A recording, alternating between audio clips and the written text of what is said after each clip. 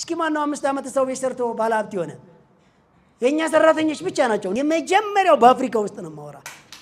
የመጀመሪያው ከ5 ዓመት በኋላ ግዙፍ የንግድ ማዕከል፣ የማምረቻ ማዕከል፣ የተለያዩ ተሽከርካሪዎች፣ የተለያዩ ኢንዱስትሪዎችን ያቋቋሙ እስካሁን የኛ ሰራተኞች ናቸው። ሰራተኛ ስታስገባ አውርተናል። አንደኛ ደሞዝ የሚባል አይወሰድም በል። ሁለተኛ መመላለስ የሚባል ነገር አይቻልም። ትዳር ካላቸው እስከ ትዳራቻቸው አምጣ። ለልጅ ቦታ ካለ ከነ ልጆቻቸው፣ ለልጅ ቦታ ከሌለ አይ በቃ ወጣት ሞልቷል መጀመሪያ ለወጣቱ ብለህ ምንም የሌላቸውን ሰዎች አምጣና አስገባ። ትምህርት ደረጃ አትጠይቅ። እንዲህ ያልተማረው የት ይደር ጎበዝ? የተማረም መብቱ ነው፣ ያልተማረም መብቱ ነው። አሁን ወደኛ ድርጅት ሰው ሲመጣ እንደዛ ነው። አካል ጉዳተኛን ጭምር ያካትታል። ተማረ አልተማረ ትምህርት ደረጃ መጻፍ ማንበብ፣ የሥራ ልምድ ዜሮም ይቻላል። 10 ዓመትም ልምድ ይኖረው ጥሩ ነው። የተማረ ማስተርም ይኖረው ጥሩ ነው። ሲፈልገው ግን መጻፍ ማንበብ ብቻ ይቻል፣ አይጠይቅም። ሃይማኖት ቋንቋ የለም። አቀላጣጥፎ መናገር መስማት የሚችል ብቻ ይሁን፣ ይችላል ማንኛውም ሰው ይሁን። ነገር ግን እኔ አሁን እንደነገርኳቸው ነው። አንደኛ መመላለስ አይቻልም። የሚኖረውም የሚመገበውም እናንተ በመኖሩበት እናንተ የምትመገቡትን የሚያወራውም ልክ እንደናንተ ለ2 ዓመት ምናምን ሊሆን ይችላል። ደሞዝ የሚባል አይወሰድም በሉት። የምትበላው የምትጠጣው ሁሉ ነገር ከኔ ጋር ለምን ትወስዳለህ? ስልክህን አስቀምጥ፣ ሶሻል ሚዲያ ምናምን አቋርጥ፣ ይችን ስልክ ተጠቀም።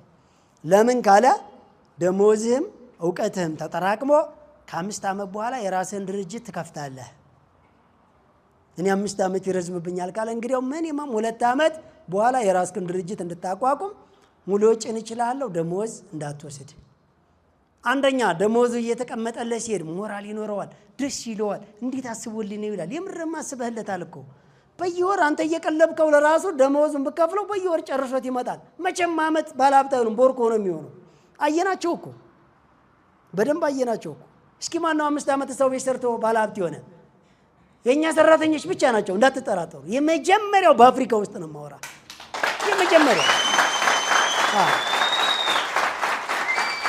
5 ዓመት ሰው ቤት ሰርቶ 5 ዓመት ሰው ድርጅት ተቀጣሪ ሆኖ ከ5 ዓመት በኋላ ግዙፍ የንግድ ማዕከል፣ የተለያዩ ኢንዱስትሪዎችን ያቋቋሙ እስካሁን የኛ ሰራተኞች ናቸው።